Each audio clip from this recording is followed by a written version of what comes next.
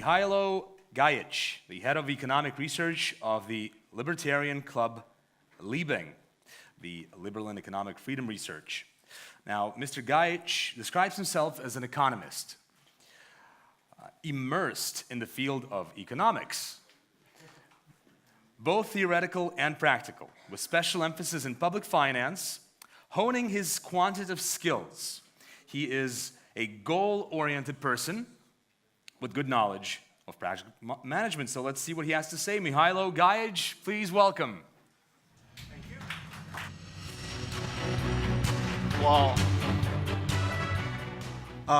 thank you, organizers, for putting this all together. This is really, really interesting place to be today.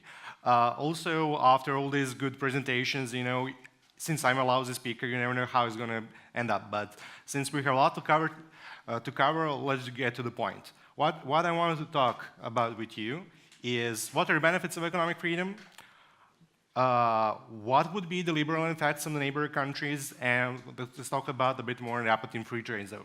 Why do we want to talk about these points? Basically, first, lots of people do not know a lot about economic freedom. Whenever I have to give a public lecture, first thing I have to explain what it is, why it's so important, although I believe that most of the people here know lots about it. The second thing is, when you talk about Liberland, this is the third annual, the 3 years have passed since the inception of Liberland has happened. But basically, we are still not completely finished. What we want to know if Liberland would be good for all. Basically, what we know that freedom is good for all, freedom works for all. We wanted to show what would be Liberland's effect in spillover terms to neighboring countries. And then we'll talk about what would be the intermediate steps for that. When you talk about economic freedom, we know that it relies on personal choice. It relies on voluntary exchange through markets. There is also always freedom to enter a market and compete in it. Competition is the key.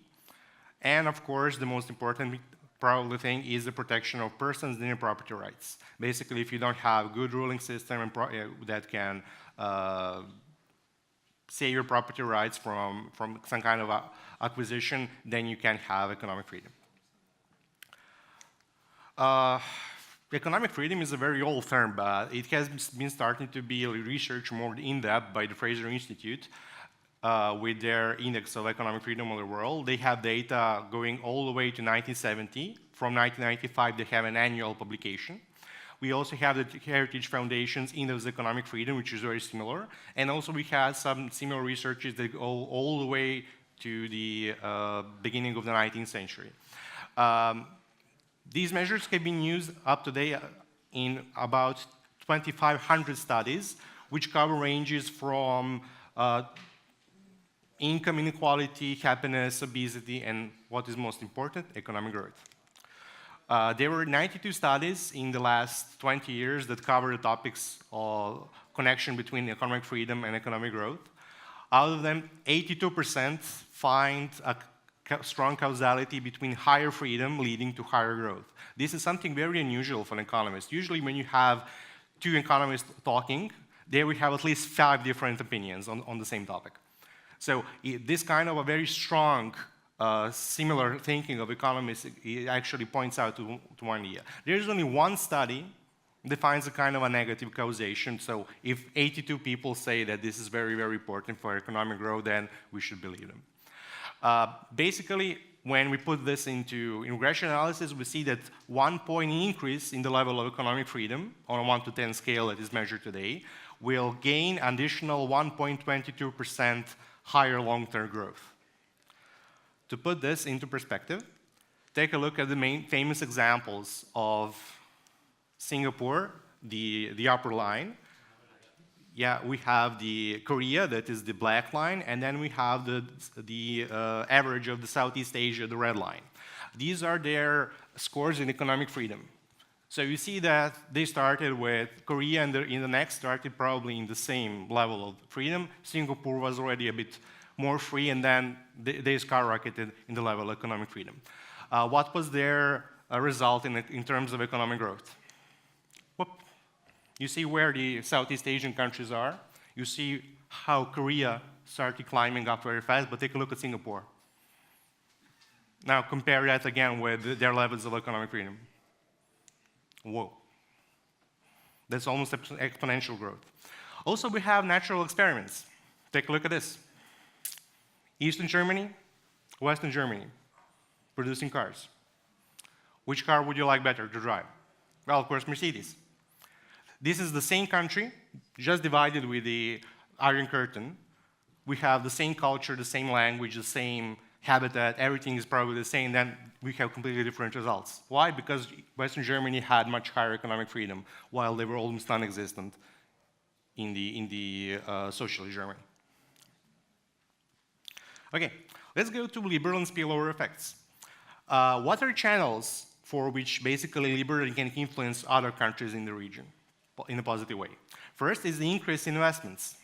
The second, increasing exports from neighboring countries to Liberland, and then enhancing regional economic freedom. So, how does it go? There is a connection between low tax areas and establishing business affiliates in them. Basically, the biggest tax rates you face in your local country where you do your business, then you're more tempted to leave and make a tax affiliate in a country which has lower corporate taxes. Bearing in mind the current taxes in Serbia and Croatia, which stand at 15% and 18% for corporate income tax, we believe that this will increase investments between 4% and 7% in these countries. Why? Because companies that go to areas with lower tax rates then are able to increase their investments in their domicile countries. So basically, then they repatriate that money from lower tax rates to their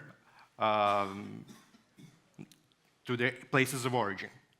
So these investments will spur economic growth and increase it for 0.9% in Serbia on an annual basis and 0.2% in Croatia. But some people say, but hey, if there are some companies that will reallocate from Serbia and Croatia to Liberland, that would have much lower, if almost non-existent, actually voluntary taxes, what would happen to local public revenues in those countries? Would this be any very important loss of public revenues, etc.? Would this be bad for these two countries? Well, no. Basically, when we take a look at the likelihood of opening tax affiliates, which is very determined by the level of local taxes, we believe that the public loss in revenues would be around 0.5% of GDP in Serbia and 0.45% of GDP in Croatia, which is very, very small for countries that run over than 40% of GDP in taxes. What about trade? We have a very interesting Liberland database with more than 150,000 people who applied for investment. They pledged to invest around $13.3 billion in their businesses, opening up and setting up new businesses in Liberland. If you take a look at this, all these investments as kind of a capital stock, we can estimate that Liberland GDP on an annual basis would be $4.5 billion, which is a sum there, if we compare this to microstates in Europe, which means that Liberland would have higher GDP than Andorra, but somewhat smaller than Monaco. This again would give rise to exports from both Serbia and Croatia respectively for $125 and $83 million, which would gain one-off growth of 1.33 and 1.70% of GDP to their economies. And what about economic freedom increase? Basically, when we take a look at the countries in transition, one of the interesting determinants of their level of current economic freedom is how their neighbors were free. So basically, there is some kind of an interplay in the learning between countries in this region. So if your neighbors increase their economic freedom rate, there is a higher chance that your country will do that the same. If Liberland starts completely operating on its soil soon, we believe that this will reach the average points of economic freedom for a significant 0.4 points, which would add another 0.1% of economic growth annually to these economies. This is probably a strong underestimation since we don't have enough statistical data to say for sure through regression analysis. Why I believe that this is an underestimation? Because we have very famous examples from history. Basically, we have very free Hong Kong and free Taiwan, and then China started increasing their level of economic freedom, making China what it is today. We have Singapore and its effects on race of economic freedom in Malaysia. We had Chile, that was the forerunner of economic freedom in Latin America, and then after the defeat of Fujimori, we had a strong increased economic freedom in Peru, which almost gets to the same level as Chile, etc., etc. So there is a strong connection between these two elements. These are growth projections. We have a baseline scenario where the long-term growth rate of Serbian economy would 4% on an annual basis. In 10 years' time, from 2020 to 2030, Serbian GDP is expected to be almost 150% of its current GDP. But if you take a look at Liberland's scenario, which means 1% that is added through beneficial effects of Liberland on Serbian economy, the growth is expected to be 5%, which means 1 percentage point higher. In that case, Serbian GDP will be 165% of its current GDP today.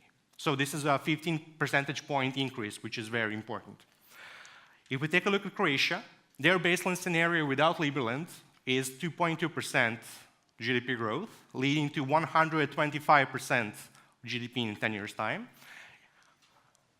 When you take a look at the Liberland scenario, their growth will be 3.5% of GDP, leading to their increase in GDP to almost above 140 percentage points of the current GDP. In other numbers, since Liberland would increase GDP growth for at least one percentage point annually in Serbia and 1.3 percentage points in Croatia, in a decade, this would add $8.1 billion to the Serbian economy and $10.7 billion to the Croatian economy. In per capita terms, this means that Serbian GDP would be $2,400 higher, and in Croatia, $4,000 higher per capita. When you talk about Apatin, that is a small town in Vojvodina, which is near the border with Croatia. And here is Liberland. The map is very small. Basically, Liberland is very, very close to Apatin, just a couple of miles. I hope you'll be able to enjoy the riverboat trip from Apatin to Liberland to see how close it really is. Why is this important? Well, basically, operating in free trade zones has gained strong popularity in Serbia in the last couple of years. There are companies that operate in these zones, which are across the countries, employ around 25,000 people, but they create 20% of the total Serbian exports. Most of these free trade zones operate with near full capacities, but what is very important is the one in Apatin has free space. Also very important, since Apatin is very close to Liberland, this can lead to very easy and quick and cheap reallocation once the infrastructure for Liberland is finished. Why is this important? Basically, free trade zones they do not provide the similar or the same business environment as Liberland would. But basically, it's the second best choice in this region. There are no tariffs of duties on important goods. There are more efficient custom procedures with one-stop shop working and operating at each of these free trade zones. There is no VAT on importing goods and so on. And there is a possibility of waivers of local taxes, such as taxes, property taxes, and so on. Other taxes, such as personal income tax and social security for the people employed that have to be paid, etc. But this creates a significant advantage, bearing in mind all other zones of operation in the region, both in Hungary, Croatia, and Serbia. So, once again, I would like to thank you very much for coming this and giving me opportunity to present some of our research. here are my contact. If you need anything, I will stick around here for probably the rest of the day. So yeah, I hope for good discussions. Thank you.